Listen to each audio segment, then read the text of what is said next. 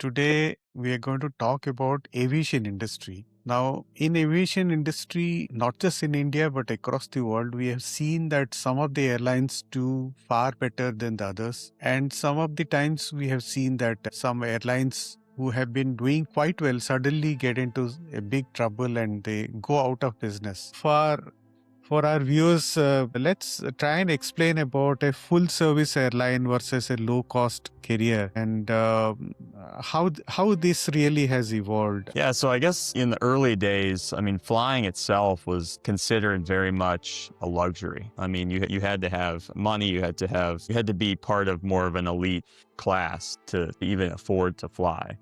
And this is because buying airplanes were expensive. Airplane technology wasn't all that great. The number of models there weren't very fuel efficient models on the market. Airport infrastructure was limited. Everything about the industry was in its infancy. And so that made the cost of doing business a lot higher, at least if you were going to operate a commercial passenger carrier. So by virtue of that reality, all airlines were sort of full service. So for the airlines, a couple of the cases I think have been compelling are, well, one, dynamic pricing, two, predictive maintenance, and three, delay notifications. And just, I guess, to give an example, like on United Airlines, one of the big three in the United States, their app experience is just next level. And a lot of it is driven by AI. So if my flight's delayed going from Cleveland, Ohio to Orlando, where I live now, it'll tell me your flight is delayed due to, weather because we had to de-ice your plane.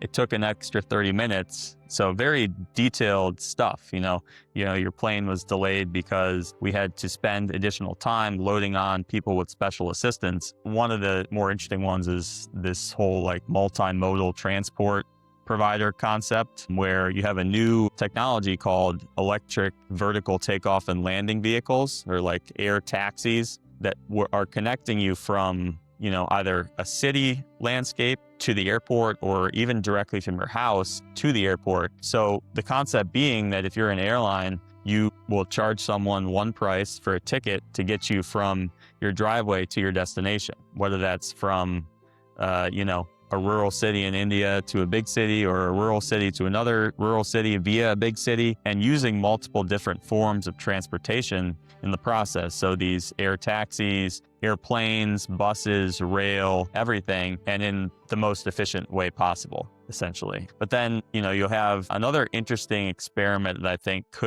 we could see the reemergence of is subscription passes in flying.